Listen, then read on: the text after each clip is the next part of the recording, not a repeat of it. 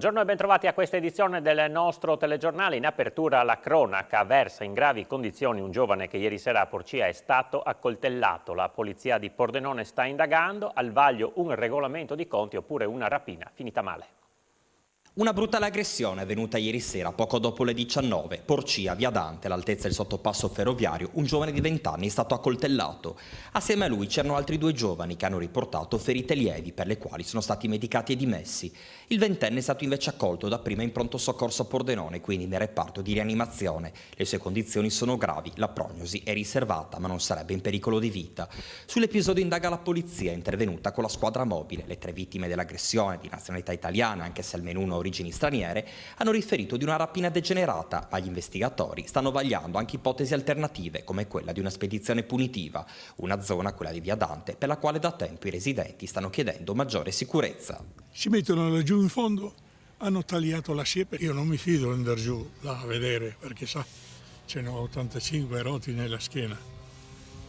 Ma qua non succede niente, il comune se ne frega. C'è questa viuzza qua, sì, che è frequentata da tutte le persone strane. Agenti infiltrati tra i cartelli della droga colombiani e gruppi criminali europei. È stata questa la carta vincente nella maxi operazione antidroga messa a segno ieri dalla direzione distrettuale antimafia di Trieste, con il sequestro di oltre 4 tonnellate di cocaina da parte della Guardia di Finanza. Esperti di logistica in grado di far entrare in Italia ingenti quantitativi di droga attraverso porti sicuri, gli uomini della Guardia di Finanza di Trieste, coordinati dalla direzione distrettuale antimafia con il procuratore Antonio De Nicolo e il sostituto Federico Frezza, si sono infiltrati in un ruolo, quello del trasporto e dello stoccaggio di sostanze stupefacenti, che i grandi gruppi criminali non hanno interesse a gestire perché è troppo rischioso. È stata questa la vera innovazione nell'indagine presentata ieri nel capoluogo giuliano.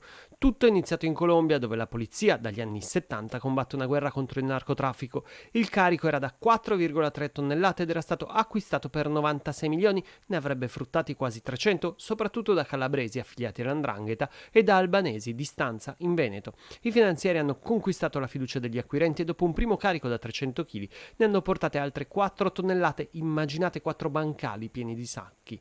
La droga ha viaggiato sempre al sicuro in aereo, anche se veniva raccontato fosse su una nave diretta al porto di Trieste. Qua sempre i finanzieri hanno stoccato, spostato e consegnato la cocaina, arrestando poi ogni volta gli acquirenti e i broker, arrivando a 38 arresti destinati però a salire ancora di molto nelle prossime settimane. È in corso al Teatro Palamostre di Udine l'evento conclusivo del progetto Sapremo, Salute Protagonisti Emozioni, un progetto educativo destinato ai giovani della provincia di Udine.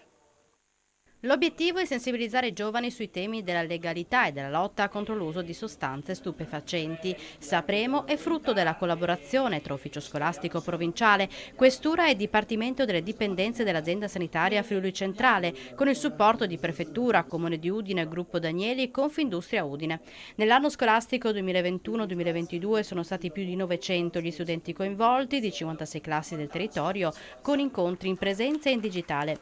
Questo progetto, ha spiegato il questore Manuela De Bernardin Stadoan, è nato dopo la tragica morte di Alice Bros per overdose e serve per far sì che eventi drammatici come quello non capitino più. La nostra volontà è sensibilizzare tutti sui rischi che corriamo per essere più forti nel reagire.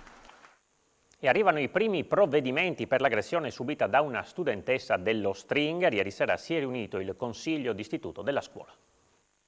Seguire 3 giorni di lezione di educazione civica su e convivenza civile è la punizione inflitta dal consiglio di classe straordinario dello Stringer di Udine alla studentessa che 8 giorni fa ha aggredito, prima in classe e poi subito fuori dalla scuola, una compagna rea di aver fatto la spia sull'incendio di una bomboletta spray in classe. La minorenne picchiata, per la quale era stata stabilita una prognosi di 5 giorni, non è ancora tornata a scuola. Durante il consiglio sono stati sentiti i genitori della vittima e l'aggressore. Critico Edi Sanson, presidente dell'associazione I Nostri Diritti, che segue la famiglia della vittima, i genitori della ragazza aggredita, Tuona, si sono sentiti umiliati, così come la figlia. Il consiglio è servito solamente a minimizzare i ruoli e a spostare l'accaduto fuori dal perimetro dell'istituto. 2 stranieri ricercati sono stati arrestati nell'ultima settimana dagli uomini della Polizia di Stato. Si tratta di un passeur kosovaro nel 2014 sorpreso a Ugovica mentre trasportava 3 connazionali clandestini in Italia e un cittadino serbo sorpreso nel 2009 quando era ancora minorenne senza patente in possesso di stupefacente, giudicato responsabile del furto di un'autovettura. Voltiamo pagina, rallentamento nei primi 3 mesi dell'anno per l'economia udinese dopo il rimbalzo del 2021. Costi dell'energia e guerra frenano la ripartenza. Lieve calo per le industrie meccanica e siderurgica, bene il legno arredo, in sofferenza il comparto alimentare. L'economia udinese nella prima parte dell'anno ha rallentato dopo il rimbalzo dell'attività manifatturiera registrato nel 2021 con una crescita media annua del 12,9% rispetto al 2020. Il 2022 si è aperto con un indebolimento del ciclo economico provinciale, complice l'aumento dei costi dell'energia e il conflitto russo-ucraino. E questo lo scenario tratteggiato dalle elaborazioni dell'Ufficio Studi di Confindustria di Udine, che ha registrato nel primo trimestre del 2022 un calo sul quarto trimestre 2021 di quasi il 2% e una variazione leggermente positiva sullo stesso trimestre dello scorso anno dello 0,2%. Le vendite in valore assoluto sono aumentate del 3% rispetto al trimestre precedente e del 4,7% rispetto ai primi 3 mesi del 2021. Positivo il tasso di utilizzo della capacità produttiva che si è attestato all'85,6%, sostanzialmente in linea con la rilevazione precedente. Gli ordini invece risultano in calo del 2,3% rispetto al primo trimestre dello scorso anno. Nel dettaglio dei settori, l'industria meccanica e quella siderurgica hanno visto un lieve calo, mentre il settore del legno e dei mobili ha fatto registrare un aumento tendenziale del 5,4%. Bene anche chimica, gomma e plastica ed edilizia, in sofferenza l'alimentare con un meno 10,8%. A Roma questa mattina il presidente del Friuli Venezia Giulia Massimiliano Fedriga e altri governatori di regione hanno sottoscritto un accordo con il premier Mario Draghi per i progetti bandiera del PNRR. Sono i progetti bandiera i primi che le regioni realizzeranno grazie ai fondi PNRR e se sul versante tirrenico si punterà su un centro di medicina computazionale e tecnologica in Friuli Venezia Giulia, si punterà invece sull'idrogeno con la creazione di impianti nelle zone industriali dismesse. Questo è un tema, devo dire, particolarmente importante, soprattutto al momento storico e anche viste le tensioni internazionali che sta vivendo l'Europa e il nostro Paese, cioè l'approvvigionamento energetico e la capacità di fornire fonti alternative di approvvigionamento alle nostre realtà produttive, ma devo dire anche alla parte civile è molto importante. Il premier Mario Draghi ha sottolineato come il PNRR sia un piano che parte dal basso con il contributo proprio degli enti locali e delle regioni. I progetti bandiera intendono premiare le capacità creative degli enti territoriali, rafforzare la coesione sociale e territoriale. E come dicevo prima, quelli di oggi sono solo i primi, ce ne saranno altri e voglio rivedervi tutti di nuovo qua. Il protocollo, nel caso del Friuli Venezia Giulia, prevede che ci sia una interlocuzione stabile con il governo, dove nasceranno dei tavoli di confronto e poi la creazione di progetti collegati che possano sviluppare anche il settore della ricerca nella filiera dell'idrogeno con le sue diverse declinazioni. È stato riaperto un'ora fa il tratto della A4 tra Portogruaro e San Stino di Livenza in direzione Venezia, chiuso da questa mattina a causa di un incidente avvenuto alle 6:45 che ha costretto la deviazione del traffico sulla A28. È stato un tamponamento fra una bisarca che si è schiantata contro un camion. L'autotrasportatore è rimasto incastrato nella cabina e ferito, ma non in maniera grave.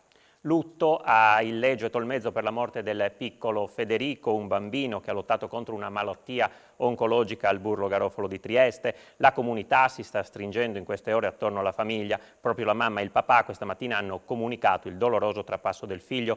Il funerale si terrà domani alle 14:30 nella chiesa della piccola frazione di Tolmezzo. Federico, hanno ricordato, ha portato gioia a chiunque lo abbia incontrato. Parliamo ora della pandemia, ancora in aumento nella nostra regione i casi Covid, 557 rispetto ai 387 di una settimana fa, positivi quasi 10 tamponi su 100 dei 5.744 che sono stati analizzati. Si registrano 5 nuovi decessi, 2 a Pordenone, 1 rispettivamente a Trieste, Udine e Gorizia. Una persona resta in terapia intensiva, mentre ci sono 7 pazienti in meno per un totale di 84 negli altri reparti Covid. E il coordinamento Salute FVG dice no alla proposta dell'assessore regionale Riccardi di potenziare la sanità privata a discapito di quella pubblica e organizza per il 24 giugno proprio un'assemblea sul tema. No al potenziamento della sanità privata a discapito di quella pubblica. Il coordinamento salute del Friuli Venezia Giulia non ci sta e risponde a muso duro alla proposta del vicepresidente della regione Friuli Venezia Giulia, Riccardo Riccardi, e intanto organizza per il 24 giugno al centro Balducci di Zuliano un'assemblea dal titolo Salute e bene comune, un diritto, non un affare. Siamo innanzitutto quasi in dirittura di finale della legislatura vigente, e l'assessore inventa questa nuova trovata dell'affidamento alla sanità privata dei servizi della sanità pubblica. In realtà ci aveva già provato, perché è da marzo che c'è un delibero di giunta che affida alla sanità privata tutto il carico pesante della lista d'attesa, ma non pare che grossi effetti siano prodotti. In realtà il tema della sanità pubblica è un tema molto complesso.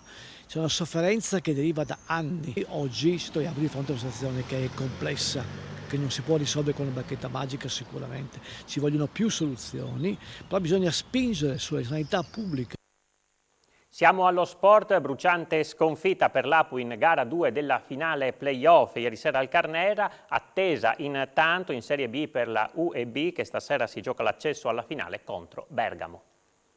Doccia freddissima per la più Old Wild West Udine, che ieri sera è stata superata allo scadere da Tezenis Verona per 64-67. MVP del derby Alessandro Cappelletti, autore di 22 punti, ed è stato proprio lui, con un 5 su 5 dalla lunetta, a firmare il 64 pari alla fine della gara, dopo che nel terzo quarto l'Apu si era trovata addirittura a meno 13. Tuttavia non basta, è proprio allo scadere è arrivato il tiro da 3 di Anderson, che ha chiuso gara 2 sul 64-67 appunto. Prossimo appuntamento venerdì alle 20:45 alla GSM Forum per gara 3. Per continuare a inseguire il sogno promozione sarà necessario vincere almeno una partita a Verona. E clima infuocato sarà anche questa sera a Cividale, dove la UEB Gesteco alle 20 ospiterà Bergamo in gara 5 della semifinale playoff di Serie B.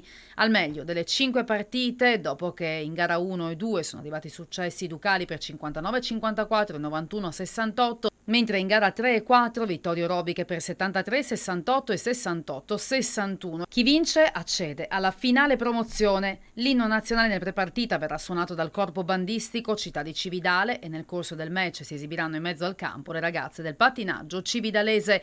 Dalle 22:15 la differita della gara su Telefriuli. È tutto per questa edizione, vi ricordo dopo la pubblicità l'appuntamento con A Voi la linea. Grazie per essere stati con noi, buon proseguimento di giornata.